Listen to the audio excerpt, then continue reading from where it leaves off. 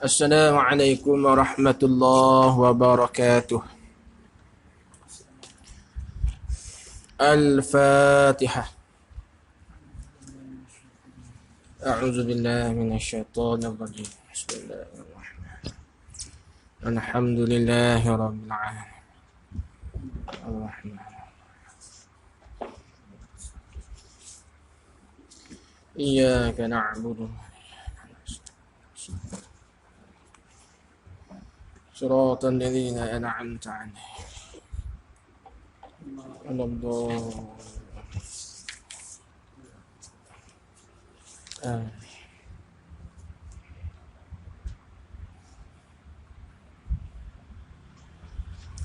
Ila hadratin Nabi Mustafa Rasulillah sallallahu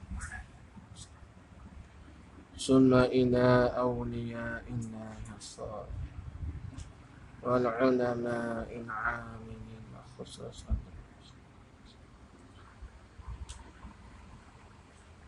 wa khususan ila ruhi Syekh Ad-Dawlah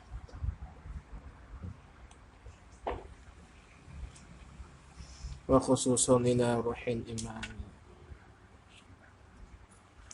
Amin ya rabbal alamin.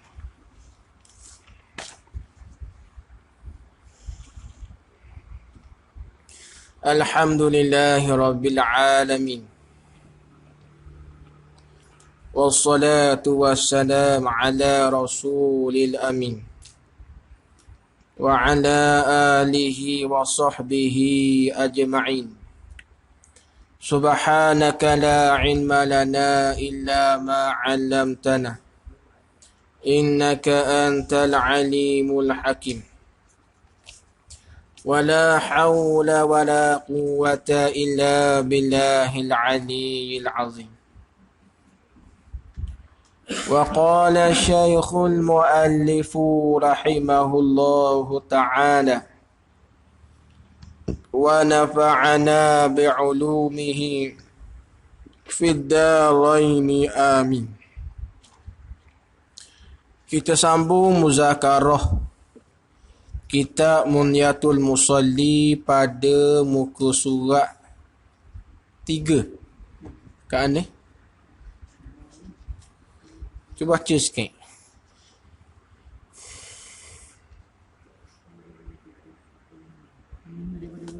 1, 2, 3, 4, 5. Dan tiada memegang kebajikan baginya. Situ.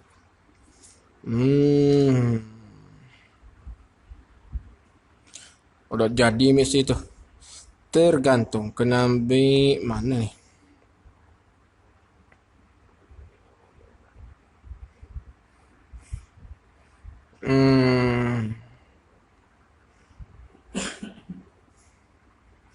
Kita ambil maka seperti bahawasa Allah Subhanahu wa ta'ala berfirman. Bahawasanya orang yang sembahyang atas sebenarnya. Temu tak? Ambil situ. Kata musannif rahimahullahu ta'ala. Maka seperti bahawasa. Maka seperti bahawasa buat garis sikit. Buat garis seperti tu buat garis. Ada catatan tulis. Yakni maka hendaklah bersungguh-sungguh. Maka hendaklah bersungguh-sungguh kamu pada mengerjakan sembahyang dengan sebenar-benar. Maka hendaklah bersungguh-sungguh kamu pada mengerjakan sembahyang dengan sebenar-benar. Seperti yang disuruh. Seperti yang disuruh oleh Allah dan Rasul. Kerana bahawasa. Baru gitu. Ni payah sikit kitab Musallih.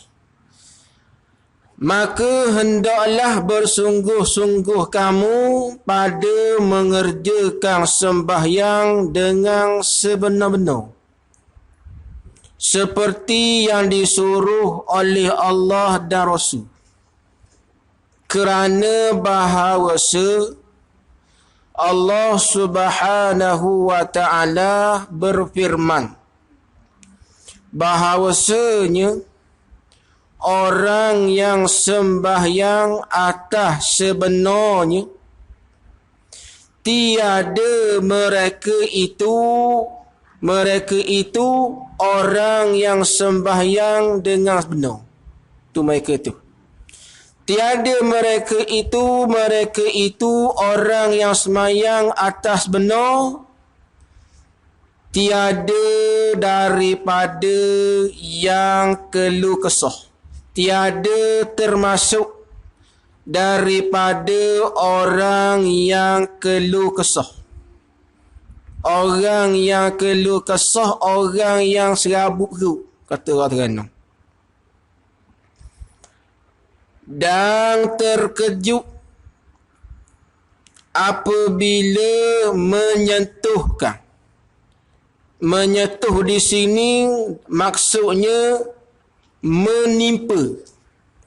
Itu maksud menyentuh. Apabila menyentuh, yakni apabila menimpa mereka itu orang yang sembahyang atas benar, menimpa akan kejahatan. Kejahatan ni dengan makna suatu ujian dan kesusahan. Itu maksud kejahatan. Baik.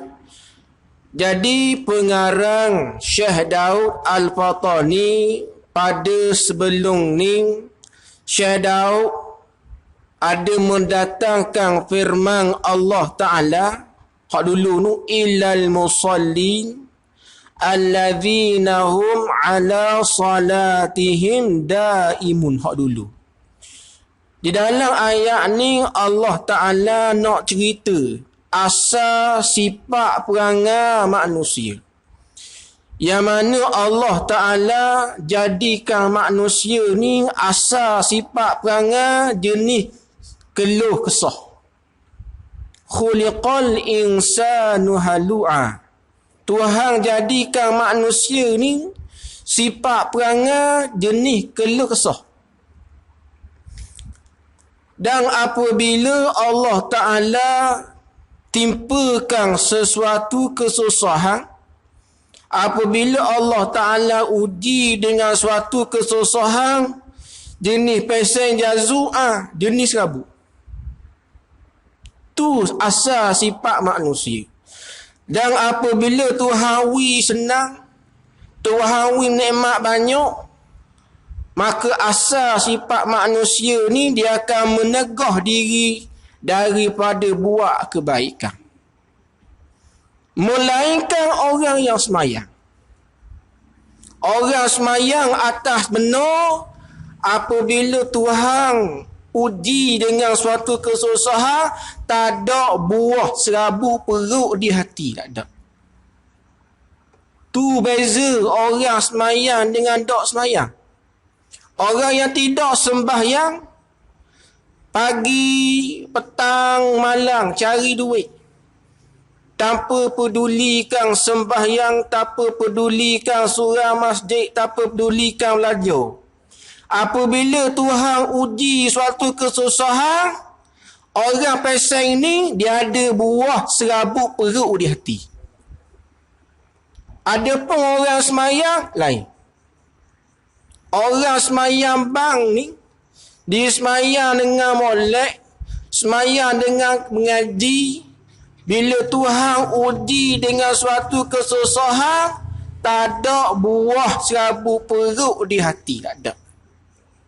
Tak ada. Apa yang adanya? Yang ada di hati adalah redha. Yang ada di hati hanyalah tabah menerima ujian.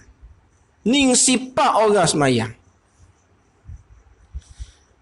Dan apabila Tuhan beri suatu nikmat yang banyak, maka orang yang tidak semayang ni, dia akan menghalang diri dia, dia akan menegah diri dia daripada melakukan kebaikan. Ada pun orang semayang, jenis perangai ialah pemurah. Bila Tuhan beri nikmat, bila Tuhan beri kesenangan, Tuhan beri lebihan harta, dia akan belanjakan pada jalan Allah. Dia akan belanjakan untuk mendapat redha Allah. Ni sifat orang semayang. Tu beza. Kalau orang jenis tidak pedulikan agama, jelek mata fikir piti hidup. Bila Tuhan beri nikmat banyak, tak ada di hati nak buat baik. Tak ada. Ada pun orang semayang, bila Tuhan beri nikmat banyak, apa yang dia fikir, nak cari redha Allah. Apa yang aku boleh buat dengan piti banyak ni? Dia akan fikir, dengan duit ni, dia akan cari jalan untuk nak mendapatkan redha Allah. Dengan duit, kalau sekira dengan jalan sedekah, dapat redha Allah, dia akan memperbanyakkan sedekah. Ni sifat orang semayang. Jenis perangai bahil belanja orang makan. Ni sifat orang semayang. Tu nak royak. Itulah yang Syekh Daud nak mari royak kepada kita yang telah kita sambung hari ni. Tu. Gitu. Dan tiada memegang. Tiada memegang ni maksudnya tiada menahan, tiada menegah kebajikan baginya bagi orang yang sembahyang atas benar. Apabila datang kebajikan baginya bagi orang yang sembahyang atas benar. Bila Tuhan beri suatu kebaikan, suatu nikmat, orang jenis semayang atas benar ni, dia tidak menegah diri daripada nak buat baik. Tu sifat orang semayang. Tetapi ia orang yang sembahyang atas benar ni menafkahkan, yakni membelanjakan atas keredaan Allah Subhanahu wa ta'ala. Tu perangai orang mayang. Tuhan beri suatu kebajikan, suatu nikmat, suatu kesenangan, tak ada lain di kepala otak melainkan nak dapat redha Allah. Jalan mana dapat redha Allah? Maka dengan duit Tuhan beri, maka dia akan belanjakan hartanya, lebihan duitnya untuk dapat redha Allah. Lambat lepas dengar orang susah, tolong lalu. Ini sifat orang semayang. Kalau piti banyak, semayang banyak tinggal, tapi perangai kerekut, maka semayang kita bukan sebenar lagi. Kerana semayang hak sebenar, dia akan mengalami perubahan perangai. Tu orang semayang bang. Dia akan mengalami perubahan akhlak, perubahan perangai. Apa yang berubahnya? Bila Tuhan uji kesusahan, maka dalam hati dia tu tabah. Tak ada buah serabut perut, tak ada buah ngeluh, tak ada. Aku tengok muni, alah nak kira muni susah. Tapi muka muni nampak tenang je. Macam tak ada benda je. Ni sifat orang semayang. Nampak? Aku tengok muni kerja pagi petang siang malam. Rumah besar dah. Tapi kalau muka gelebeknya macam ada masalah. Tu sifat orang semayang. Ada pasal gitu. Piti banyak tapi muka keruh semua. Ada tak? Apa sebab? Tak tenang. Tak tenang. Orang semayang gaji 1,500 je. Duk rumah nyewa 500 setengah. Muka tenang. Sebab apa? Sebab dia jaga semayang. Orang tak jaga semayang ni, dia akan mengalami masalah hati. Perangai tak berubah. Hati tak tenang, hati serabut, buat ginting tak kena, buat gitu tak kena. Itu jenis sifat orang tak semayang. Kaya kokok mana pun, tak jaga semayang, dalam hati serabut. Macam-macam hal mikir. Orang dijaga semayang, sebesar mana pun masalah Tuhan uji, muka dia tenang. Walaupun seberat mana pun ujian, orang jaga semayang, muka dia tu tenang. Tak ada serabut. Bila Tuhan beri kesenangan atas orang jaga semayang ni, dengan duit tersebut, dia semakin pemurah. Itu sifat orang semayang. Beza. Kita lagu tu tak? Kalau kita lagu tu, maka pengejaman semayang kita tu betul dah. Kalau kita kohor semayang, kohor kerekuk, kena baiki semayang. Ingat molek.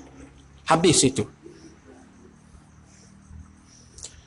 Dan lagi pula. Gapa pula? Tulis itu. Di pula tu. Tulis itu. Yakni seperti bahawasanya.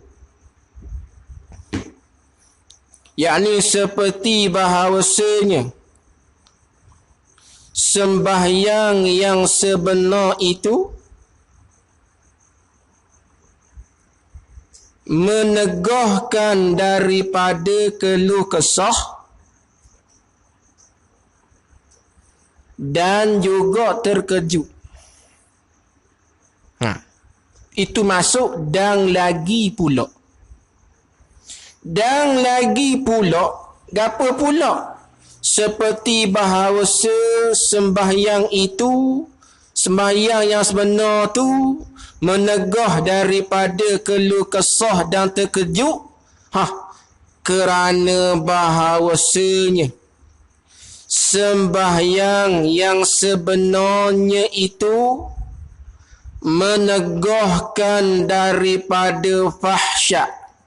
Gapa fahsyat? Fahsyat ni ialah perbuatan dosa besar. Tu fahsyat. Dan mungkar. Mungkar ni mengerjakan perbuatan sama ada dosa besar atau dosa kecil. Tu mungkar. Maka orang yang sembahyang dengan sebenar, maka dengan sembahyang dia tu dapat menghalang daripada buat perkara dosa besar. Dan dapat menegah, menyekat daripada buat perkara mungkar. Tu sembahyang hak sebenar.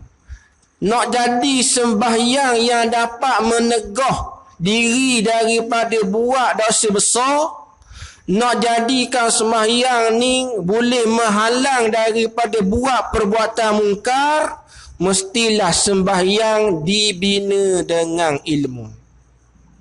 Dipanggil sembahyang tu seolah-olah security guard, boleh menegah diri daripada buat dosa besar dan boleh menghalang diri daripada perbuatan mungkar. Itu pengecaman sembahyang kita tu betul. Kalau semayang tapi dosa besar buat semacam, pengecaman sembahyang kita belum lagi betul. Ada tak jenis fashion orang semayang kuat tapi tika nombor dah lepas? Ada tak? Ada. Tu alamat sembahyang belum lagi sebenar. Kerana kalau dia semayang dengan sebenar, pasti dia dapat menghalang daripada buat dosa besar. Main nombor 4WD, ada kan ni? Ikut teh, topak. Semayang tak tinggal, jemaah. Siap jemaah, topak dia headset, main game apa? Hot slash. Dah tengok main game tu? Ni main topak dia headset. Aku tak game tau. Dia tengok. Kau mangat. Ngebok ni main sesiap tua. Kalau di kedai makan tu 3-4 orang, pok-pok orang tua duk main game tu. Game seleh. Ada game naga panggil. Judi tu. Dia tengok mana tu? Tengok. Ni. Nu sesek Bangla main tu. Bahang piti nak 800 riam tekan nombor kena. Itu sesek Melayu beli nombor. Oh ya. Semayang tinggal. Semayang. Tapi semayang dia tu tak dapat menegah daripada perbuatan fahsyat. Maka pengecaman semayang dia belum lagi betul. Tu nak oyak. Maka nak boleh semayang kita ni jadi security guard, tak dapat tidak semayang kita dibina dengan ilmu. Kalau semayang dengan keadaan tak belajar, semayang hasil daripada tengok orang semayang, semayang hak kita belajar zaman budak, semayang lagu ni tak akan jadi security guard. Semayang ada orang panggil. Orang akad takbir, akad attack. Tapi cara tak tahu. Orang baca Fatihah, baca attack. Tapi cara bacaan yang betul tak tahu. Macam mana suruh semayang jadi security guard? Kira ni. Orang semayang ramai. Tapi berapa ramai yang semayang tu, dia tahu cara-cara mengerjakan sembahyang dengan betul. Ramai. Ramai tahu tak? Start daripada awal dia semayang, siapa ke salah. Dia buat gitu, dia tahu tak apa. Apa muakat tangan kena gini, tak gini. Tahu tak apa? Tak. Maknanya dia semayang dalam keadaan tak ngaji. Kita semayang ni, kita nak setiap kali kita gerak, kita buat lagu mana, biar kita tahu di mana sumber ambilan ni. Bapa muakat tangan gini, tak gini. Kita mana mu ambil? Biar tahu. Barulah kita panggil kita semayang ni dalam keadaan ada ilmu. Ni kalau 4 orang 4 gaya takbir, jadi hak pening ni siapa? Budak lah. Pening. Hak mana hak akad tangan hak tu. Hak ni atas ni, hak ni gini, hak ni gini. Dah betul lah sih. Jawabnya budak ni. Dia akan menjadikan panduan apa yang ditengok itu sebagai sumber ilmunya. Tu budak-budak. Kalau pak dia main akad takbir gini, anak dia kena. Gini tak apa? Dia menjadikan ayah dia tu sumber ambilan ilmu dia. Tak gitu. Tapi kalau pak dia ni ngaji, anak sembahyang kena. Tu lah. Tu penting kita mengaji bab mayang. Habis itu. Mana kata dalil yang royak semayang tu dapat menegah daripada perbuatan dosa besar dan muka. Mana dalil? Dalil dia. Seperti firman Allah Ta'ala. Wa aqimis salah. Inna salata tanha 'anil fahsya'i wal munkar wa la zikrullahi akbar. Ini dalil yang mengatakan sembahyang tu dapat menghalang daripada perbuatan dosa besar dan munkar. Ni dalil. Tuhan rakyat dah ubah untuk menghalang daripada umat manusia ni buat jahat, obat dia baiki semayang. Hak ni lah yang mana kerajaan Kelantan menjalankan kempen betul semayang untuk menurunkan kadar jenayah. Dia tarbiyah, dia didik rakyat Kelantan supaya jadi rakyat yang berilmu. Akhirnya, bila rakyat dapat ilmu, tahu cara semayang yang betul, maka janji yang Allah dalam ayat ni terbukti bahawasanya firman Allah tu benar. Bila rakyat mengerjakan semayang dalam keadaan ada ilmu belaka. Kerana tak ada dah ubat yang paling mujarab untuk membendung kesalahan manusia melainkan ubat yang Allah Ta'ala sebut direct dalam Quran. Sebab Allah Ta'ala ni Rabbil Alamin, Tuhan yang menjadikan sekalian alam. Alam-alam ni masih Allah. Selain daripada Allah dipanggil alam. Termasuk manusia dipanggil alam. Apa yang terbaik untuk kita, Allah Ta'ala buat dah satu panduan buku yang kalau kita turut automatik jadi, iaitu Quran. Maka umat manusia ni bila Tuhan wayak sembahyang dapat menghalang daripada perbuatan dosa besar, orang beriman wajib percaya. Kalau orang dia ikut kepala tak, dokkan dengan mayang boleh cegah daripada curi. Orang yang tak ada iman takkan percaya. Sebab tak ada sebaik-baik ubat melainkan ubat yang Allah Ta'ala sebut dalam Quran. Maka kita orang beriman kena percaya. Kalau kita sembahyang tapi perbuatan dosa besar buat lagi, jangan salah ke ayat Quran ni. Salahkan diri sendiri. Periksa sembahyang kita. Adakah kita sembahyang tu betul tak seperti mana yang ulama-ulama sebut dalam kitab? Cek. Kena muhasabah diri. Aku sembahyang lama keni betul tak betul? Cek.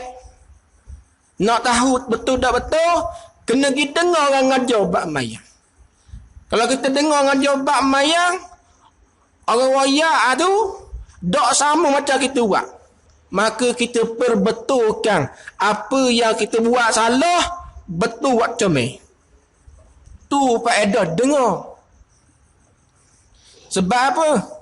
Kita malang ni hak mari surah ni, ini alamat Allah Ta'ala beri rahmat kepada kita semua. Sebab Al-Imam Ghazali sebut dalam kitab Ayyuhal Walad, yang mana Al-Imam Ghazali mendatangkan sepotong hadis yang diriwayatkan daripada Ad-Daruqutni dan Abu Nu'aim, yang mana dalam hadis tu Nabi sallallahu alaihi wasallam royak, kita nak tahu alamat dan tanda Allah Ta'ala ni berpaling dan tidak memberi rahmat kepada hamba. Nak kenal mana alamat orang ni, hamba ni, Allah Ta'ala tidak memberi rahmat kepada dia. Nak kenal gua ni. Manusia ni memerlukan rahmat daripada Allah. Hidup kita nak rahmat Allah, nak redha Allah. Tiba-tiba Nabi khabar, ada golongan manusia ni ada alamat yang Allah Ta'ala tak beri rahmat kepada dia.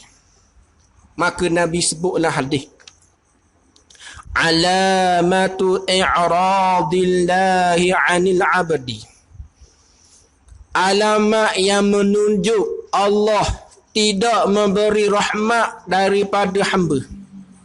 Nak kenal hamba ni Allah Ta'ala tak beri rahmat kepada dia, doa dia Tuhan tak makbul.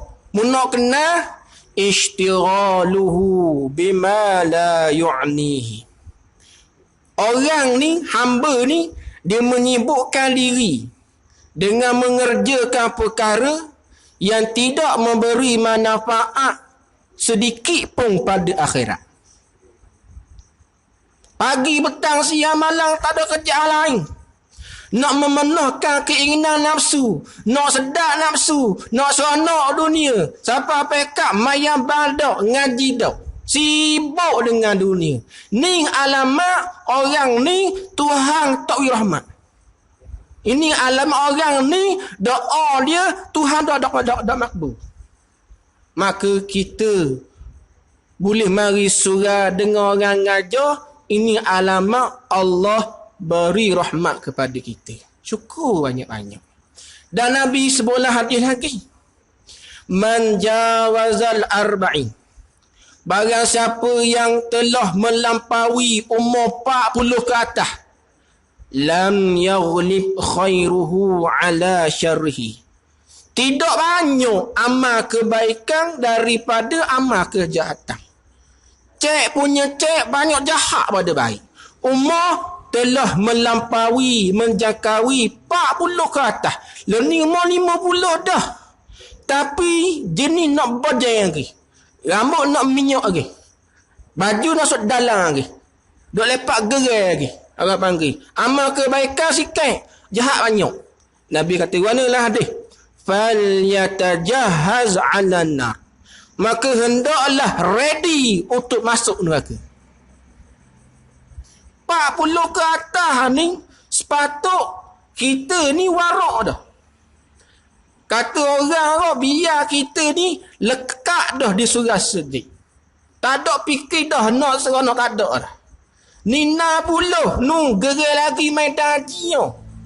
Daripada pagi pas petang dah alik-alik. Padang ke tak? Padang ke tak? Dah bah. Tu yang kita takut dah. 40 ke atas kata ulama sunat kita pegang tokat. 40 ke atas.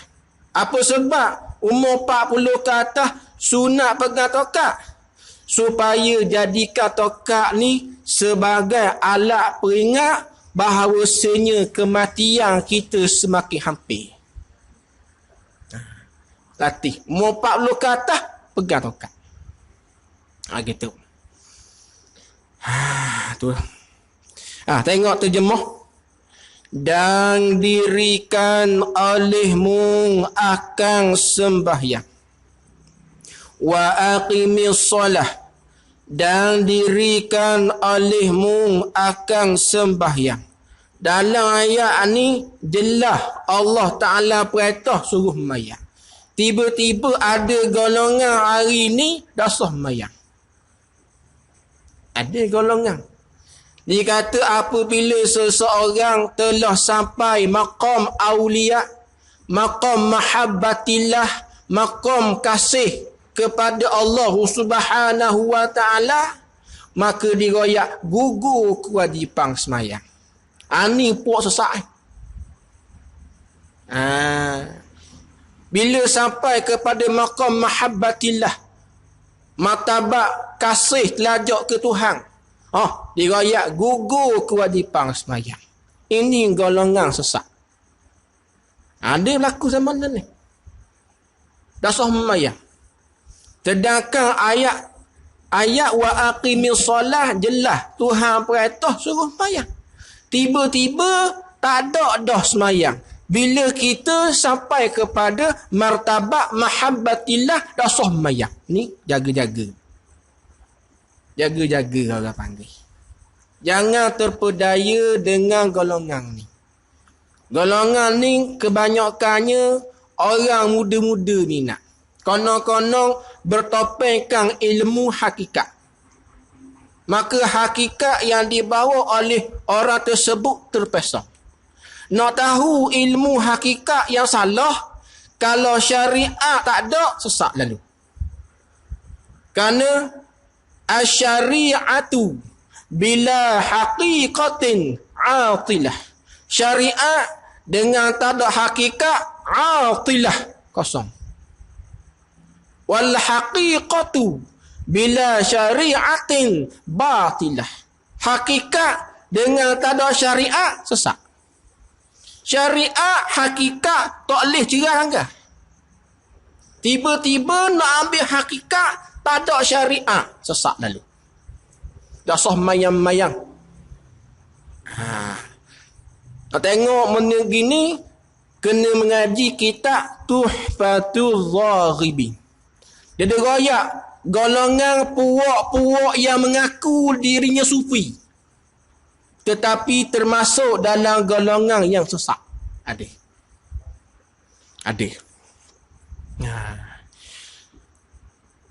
Inna salata tanha 'anil fahsya'i wal munkar. Bahawasanya sembahyang itu. Dalam ayat ni Tuhan letak lapah inna. Kalau orang mengaji ilmu tata bahasa Arab, bila ayat letak lapah inna, maka nak royak apa yang diperkatakan tu pasti dan sahih akan berlaku.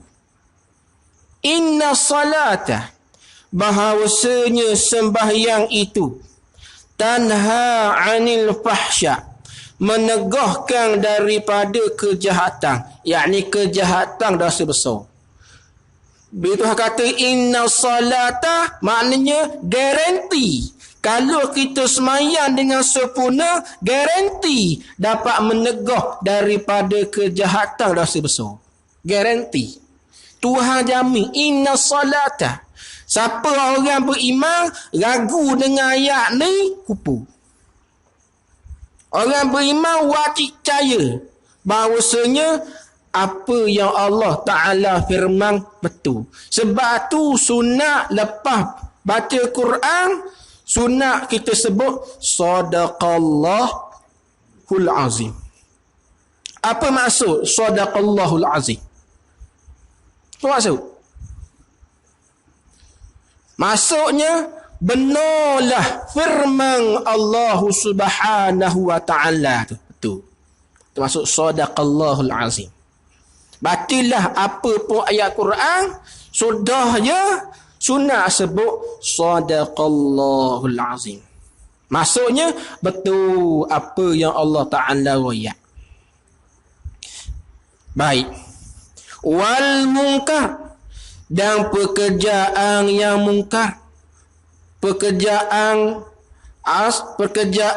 sama ada dosa besar atau dosa kecil. Orang yang semayang dengan benar, garanti dapat menghalang daripada perbuatan dosa besar atau dosa kecil. Maka ingat molek, antara sifat orang yang sempurna iman yang Allah Ta'ala sebut dalam ayat yang lain, yang pertamanya sifat orang yang sempurna iman ialah orang yang menjauhi daripada melakukan dosa besar. Ni sifat orang yang sempurna iman. Allazina yajtanibu. Itu orang yang menjauhi daripada dosa besar. Pertama. Yang kedua, menjauhi daripada melakukan perkara-perkara yang keji. Dua. Yang ketiga, apabila dia marah, dia akan memaafkan kesalahan orang tersebut.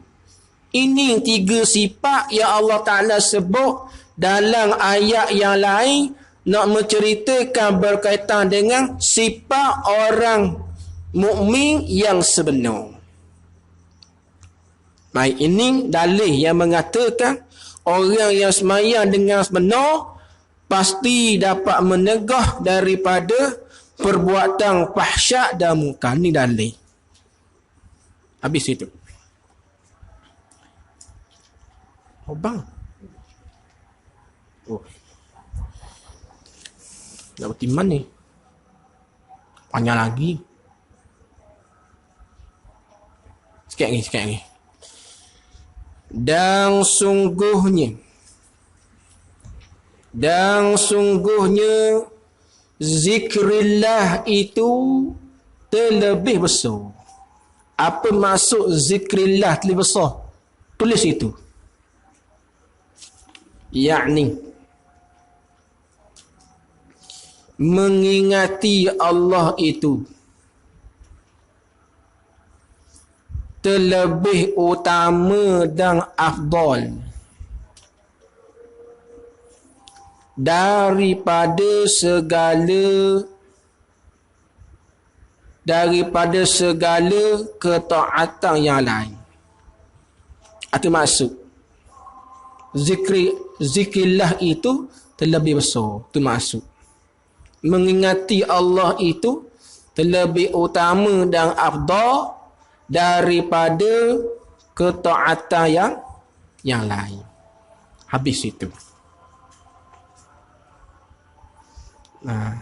Maka orang yang mendirikan bagi semayang, wallahu subhanahu wa ta'ala a'lam. Kita berhenti situ dulu. Sambung semula. Bismillahirrahmanirrahim. Allahumma fa' bima 'allamtana wa 'allimna bima yanfa'una. Rabbana zidna 'ilman nafi'a. Wa sallallahu ala sayyidina Muhammad wa ala alihi wa sahbihi wa sallam. Walhamdulillahi rabbil alamin. Assalamualaikum warahmatullahi